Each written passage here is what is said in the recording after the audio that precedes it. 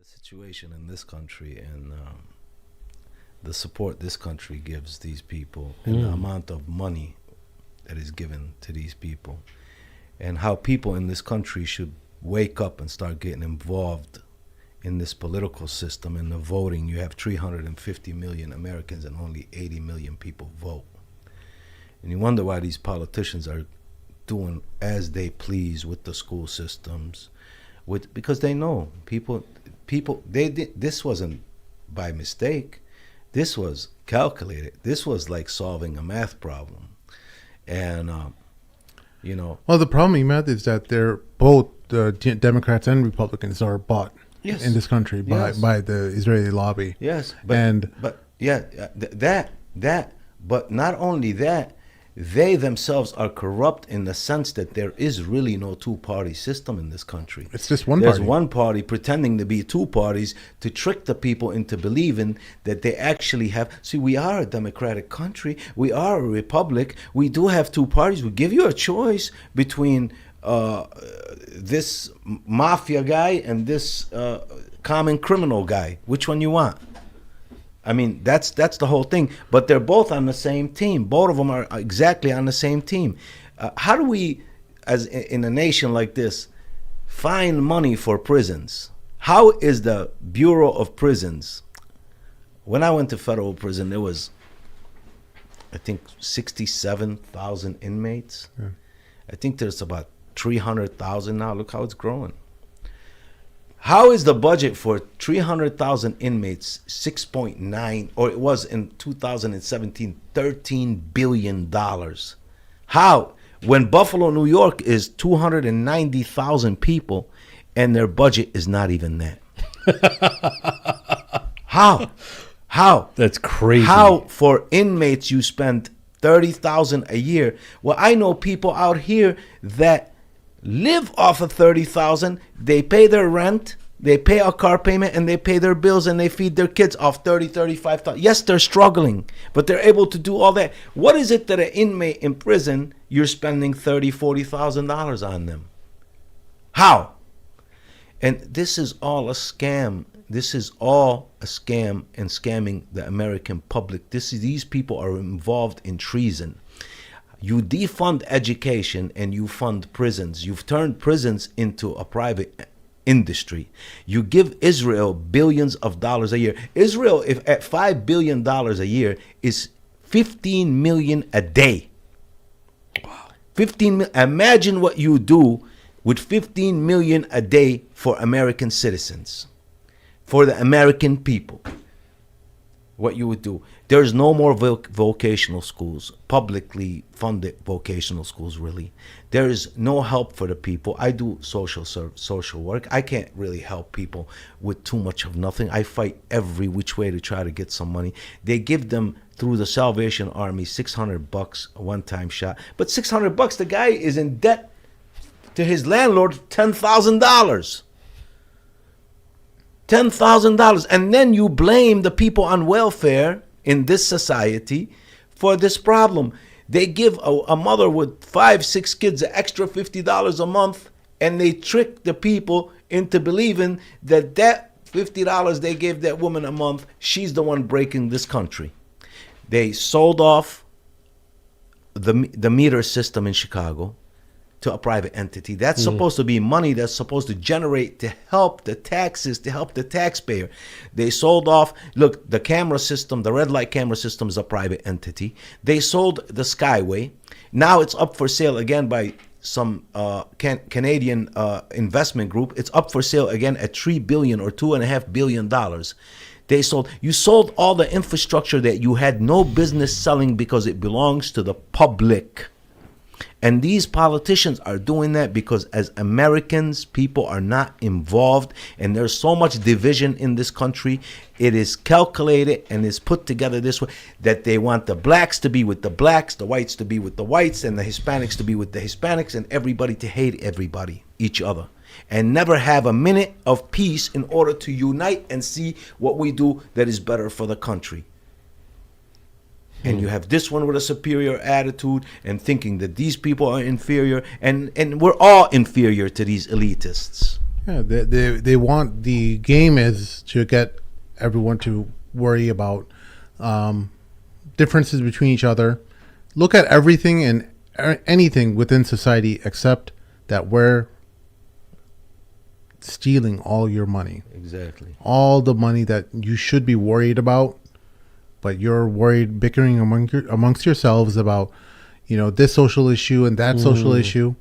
And that's how they crafted the game in the left and right politics, where, well, everyone gets upset about abortion. The whole abortion thing was pretty much settled.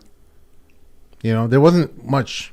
Put aside the Islamic aspect of it, and we know how Islam feels about abortion and stuff. But just looking at it, pull yourself out of society and just kind of look at it from the top, and see how all of a sudden they brought this debate back into the foray, where it wasn't even it was all settled, but then they made it an issue again, because they want people to focus on stuff that is anything but all the profit that they're taking from American society. I mean, how many Americans now? The numbers are already in. Most Americans can't even afford a home anymore. Nothing. Yeah. Afford a home what?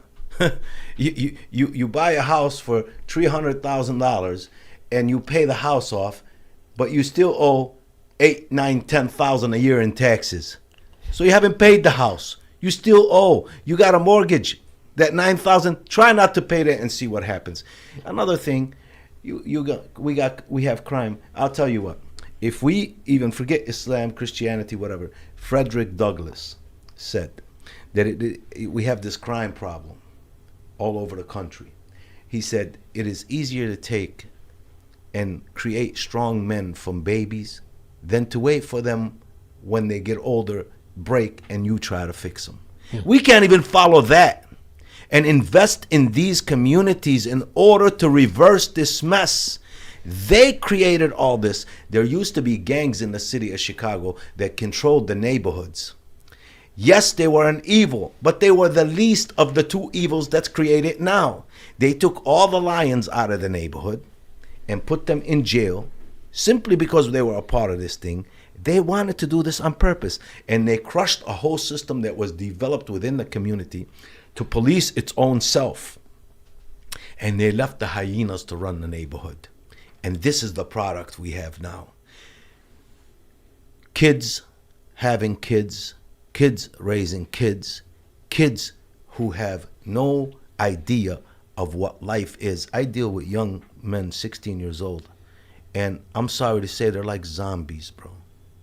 It's difficult to get through to them, and it's not their fault. It's they've been conditioned to be this way, in the sense that they have given up on life at age 16 or 15. They have dreams about certain things, and you know what those dreams are? Is a Challenger SRT. How? By figuring a computer system to be able to break into the car and steal it. Not that I work and get a job, and my job is to try to direct them towards that. And it is very difficult, especially if a child has been poisoned for 17 years. I come to them with a mouth. A mouth is not enough. We need to come with substance in our hands. I have a discussion with you. When I leave you, I go to my house, and you, from that moment, moving forward, you're still in the same position that you were in before we started talking. But they don't care about the people in this country. These politicians need to be removed, and new people need to be put in place. Why is it that an ordinary Joe, an IT guy, cannot be, or engineer, or a construction worker can't be in politics? Why is it that he has to be connected with someone? The good old boy politics are still here. Corruption is still here. It's just more sophisticated, and it's more honest looking. And they lie to the people regularly. Why do we need to pass, when every time crime goes up, we need to go pass another gun law? How many gun laws do we need to pass to say that it is illegal to possess an illegally gotten gun? We already have 10 million laws. We waste 6 months in hearings about passing more gun laws that we already have in order to flamboozle the people and act like we're doing something when we're not doing nothing. Joe Biden passed a law, fought for a law to be passed in 1994 that decimated this country, especially the African American community and the Hispanic community. The 1994 crime bill. This guy, this racist that objected to his kids being traveling in buses with black kids because he wanted to keep segregation. This guy who says his kids going to school on buses with black kids is like putting his kids in the jungle. Is that Joe Biden? Yes, that's Joe Biden. Yes, and people want to talk about Democrat, the biggest enemies to the African American community and to the minorities and to the disadvantaged has been the Democratic Party. Whether it was Bill Clinton, whether it's Biden, whether it's Bill Clinton's wife, whether it's Obama. We talk about Obama. Obama murdered more Muslims with the drone program than any other president prior to him. I don't know. Hey, when you said Obama, that just reminded me. Sorry, I'm gonna. Yeah, no. I want you. No, I want you to. I've talked. I've heard rumors online that Obama funded this movie on Netflix. That's basically creating like almost like a test, like a temperature of society for the next civil war. About this too, yeah. And then a company called A24, which makes like really trippy mind trip movies, is coming out with a movie for Civil War II. Wow. See, they bring this time. They light up the flames to create these things. Yeah, this type of thing. And everyone online is saying everybody's like, sitting at home they're eating trying to test pizza, society. watching a movie. And all of a sudden, this guy's sitting there somewhere talking about how do we ignite a civil war? Let's make a movie about it to put something in somebody's mind. Exactly. And they're trying to like test. That's how they play. That's how these people do things, man. They're trying to like desensitize people, Exactly, so that they can launch the civil war quickly. Exactly. I don't know. I don't know if you guys heard about that. I think that you probably have seen the situation before. Did you see that PBD podcast that I sent you about Judge Joe Brown? No. I really understood what you're talking about, the type of people that you have to unfortunately help and deal with because those things shouldn't exist. So Judge Joe Brown is starts off his segment with PBD talking about he's in a courtroom. He remembers being in a courtroom. He remembers being in a courtroom, and there was a mother that was like 56 years old. Right. Okay, and she has a daughter that's 42 years old. In the same courtroom. Okay. And the grandchild is there. I mean, her daughter's there, who's like 35 years old or 36, some weird number. And then another who's like 20 something. And then a girl who's 11 years old who has a baby. Wow. They're all in the same courtroom. That's insane. Yeah. And oh, thank you, man. But it's all, he said like he's seen situations like this, like social decay and this empowerment of single motherhood and how people are encouraged to have babies but not have men, and that's a money-making machine for them, and it's a cycle of making money. As long as you don't have a man, you're going to make more money. So have a baby with him, but just keep it that way. Don't have the man in the life. He can be a baby dad. Can't be a husband, right? And it may be better for you never to actually know who this person is.